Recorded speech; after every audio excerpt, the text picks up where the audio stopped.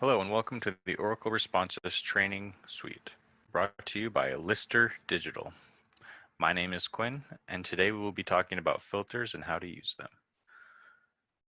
Filters are elements used within Responsys to create subsections or sub-audiences of master context lists in order to target campaigns or other dashboard elements too. To get started, go ahead and hover over the graph icon from the left-hand navigation panel and click Manage Lists.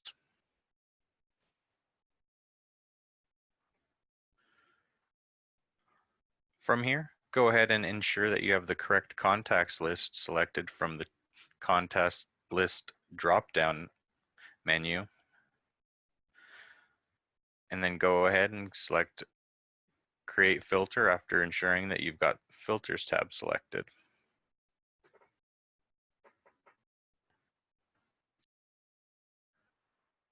You'll notice that there are a lot of different types of data elements that you can bring into a filter. You've got profile attributes, email recency attributes, email interaction attributes, web recency attributes, device targeting attributes, import attributes, and then enclosures, which is a tool to combine two pieces of logic.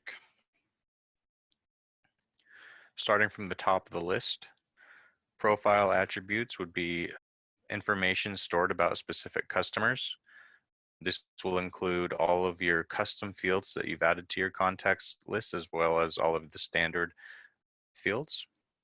You'll notice that the custom fields are located above the blue line, and the standard fields are located below the blue line. If you scroll all the way to the bottom, you'll notice that you've got these plus signs that indicate pet tables, and you're able to select columns from your pet tables as well and create attributes for them.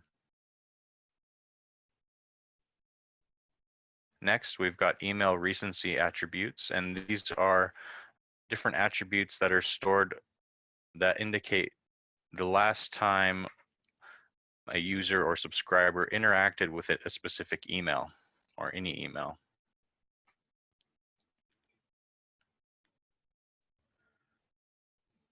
Email interaction attributes. Email interaction attributes and email recency attributes are a little bit tricky because they seem very similar. So email recency attributes and email interaction attributes can be defined differently by just thinking about how the data is stored between these two.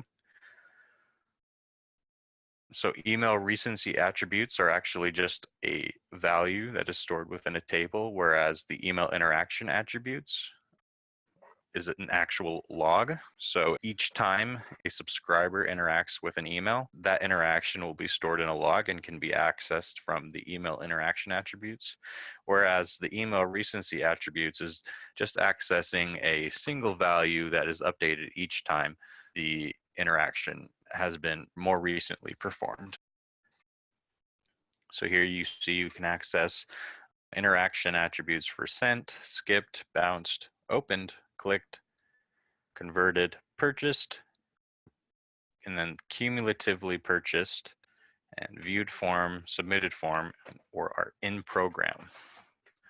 So you can actually target specific subscribers who are actually within programs. Next, we've got web recency attributes, and these are attributes that are tied directly to websites. So, and getting this data imported to Responsys. So we've got last abandoned date, and that would be related to an abandoned cart, last browsed date, and last purchased date.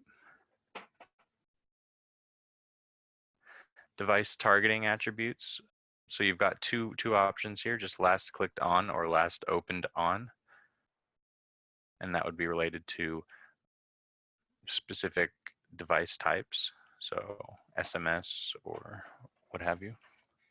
Then we've also got import attributes. So if there is a certain subscriber set that is being imported into a table and you know you'd like to target them for a campaign, you can go ahead and just create an attribute based on the specific data load.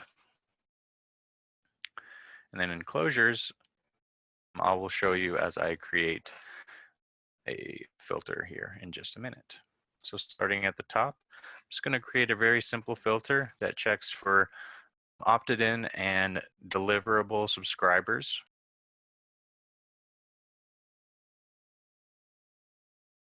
In order to do that, I'll just go ahead and click and drag and drop these attributes over in the right-hand panel under their corresponding colored tables.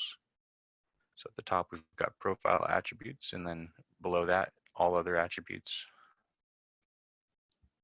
So what I've done is selected the email deliverability status, and then we're going to set that value to match D, as that is the deliverable value that would be stored within the contacts table, and that's uniform across any and all account.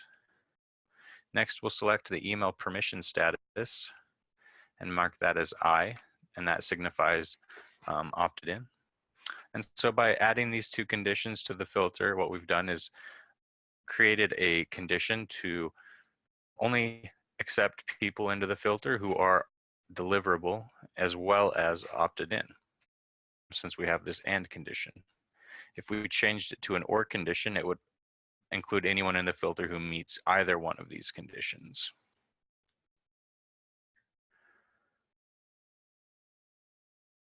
In order to demonstrate enclosures, I'm going to go ahead and group these rules together by dragging an enclosure into the area and dragging these two attribute rules into the enclosure.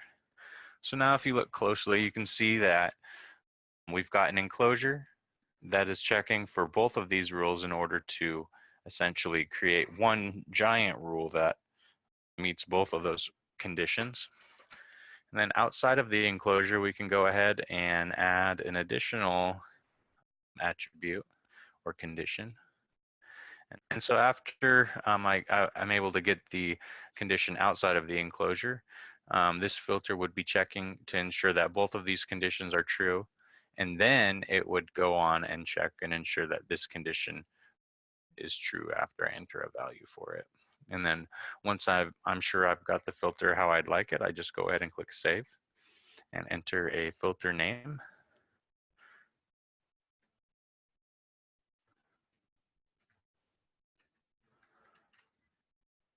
And select a folder I'd like to save it in.